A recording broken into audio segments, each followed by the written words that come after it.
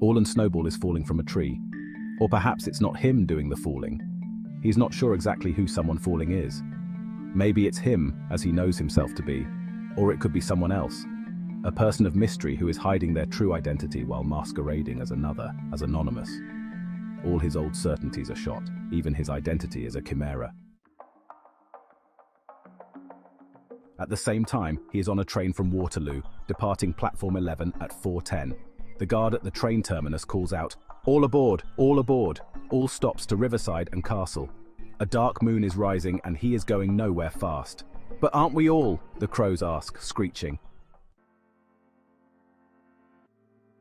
His stop is Sunnyvale, England's most charming and fecund village. Everything there screams fertility. The flowers, the birds and bees, the ions, protons and neutrons, positively charged and ready to burst. It's Virgin Maryland, immaculate and popping babies, seed falling like summer rain as the earth breathes an orgasmic sigh. Sunnyvale was the Sunday Times Village of the Year in 1998. They say a male just has to look at a woman in Sunnyvale and she becomes pregnant. Hyperbole, of course, yet the legend remains, and statistics do bear this out. Sunnyvale is for fertility what Lourdes is for miracles. The birth rates put Catholics to shame. Birth and death are chained together in a mortal embrace. What is born must die, but here in Sunnyvale, the balance is uneven, because the babies born outperform the dead. People seem to die discreetly there so as not to make a fuss. And very rarely in gardening incidents, certainly not falling out of a tree. The tree that Orlando is falling out of is a Leylandii situated at the bottom of his garden, in a yellow brick house down Love Lane. It is a fine morning in June, the day of the summer solstice. Focus, Orlando. It was those fucking crows. Corvus rusticanus. Two of them on the same branch, probably bound together in the way crows mate for life and experience corvine happiness. The two crows had settled in the branches of the Leylandii the previous year, and then had started to drop bombs of bird shit at regular intervals onto the swimming pool below.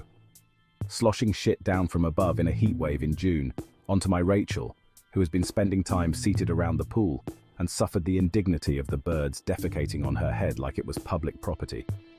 And if that was not injurious enough, the crows then pooped into the glass of Verdicchio that she was drinking, and with a final flourish, soiled her brand new iPhone with a splurge of oily stinking crow shit. It wasn't personal, that he knew. He hoped. Or were those Corvi rusticani as a genus filled with malice towards humans and Rachel in particular? Surely not. They are like crows, with brains the size of a meatball, a Malteser, a Nocco, a horse chestnut, maybe not even that. Bird-brained. Crows. Stone the fucking crows. Orlando knew should have dealt with the Leylandi getting out of control situation long ago. Trees like that grew like they were bodybuilders on steroids given half the chance. And you got to cut them before they are 200 feet high and rising. Once crows take a liking to certain trees, there is no getting rid of them. The bastards came back year after year, cawing at dawn, like old friends whose presence in your life is reassuring, even though you find their company irritating. You miss them when they are away and they piss you off when they are there. It was the noise they made when the sun came up, which was early on that day, the summer solstice, the longest day. But you could live with the noise. This was England's most charming village after all. This year the crows had started defecating copiously in and around the pool, staining the Indian sandstone, which he was forever cleaning because Rachel said it was his responsibility and a consequence of not having dealt with the problem of the trees and the crows. "It's your fault," she had said the previous day. "Deal with it." All he had to do was cut the branches down, saw through the wood, starting on the bark, then into the heart of the branch, then clean through until the branch cracks and rests precariously balanced, so he can force it down till it splits, and then let gravity do its work. So that morning, he climbed the tree as soon as the sun rose, going up an elongated A-frame ladder, almost to the top, with a branch saw attached to his gardener's worker belt, and making quick work of cutting down several branches, apologizing to the crows as he sawed through their favorite branch where they like to perch. Suddenly, one of the crows flew up, its wings beating against his head. He lost his balance, the ladder fell back, and he reached out for a branch, missed his aim and then fell head down towards the pool. Gravity. They say your life flashes before you the moment of your death. And sure enough, as he plummeted towards the ground, a life flashed before him. But it was not his life he saw. He saw God, and God was wearing aviators and looking like Karl Lagerfeld. And then he saw the face of death. The face of death saw him too. He then thought that if he saw a life flashing before him, it meant his life was about to end. He also hoped it wouldn't end there, hypothesizing that as your last breath expires, a new breath begins. A theory that was more a belief system than a rational explanation, and it is never too late to reach out for a belief system of an afterlife. It takes a person of great courage not to believe in God on your deathbed. His wife knew all about that. It was her thing, a job that paid the rent. She was in the God business. Rachel had told him that according to ancient sages, life was a continuum, a flux, a circle line through the cosmos. This was in one of her books, which he normally did not rate much, a load of rehashed and stale mystical ramblings, an opinion he secretly held but didn't dare express. Now that he was seeing a life flashing before his eyes, he wondered if she might have been onto something.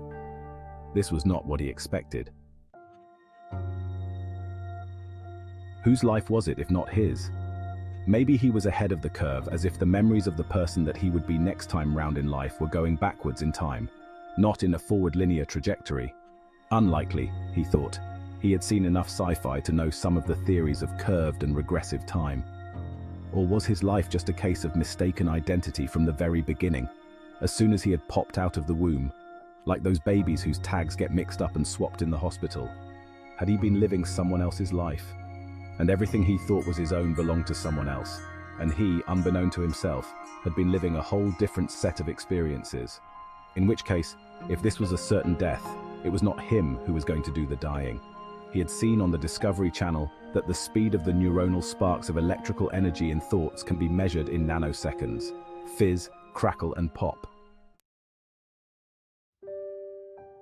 He saw Rachel running out of the patio doors into the garden. "You," he said, surprised at the sound of his own voice. "What are you doing here?"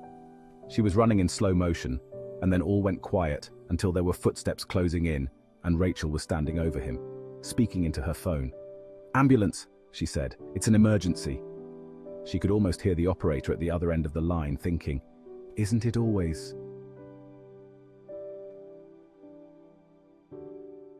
Thank you for watching. If you like what you have seen, please click on the subscribe button.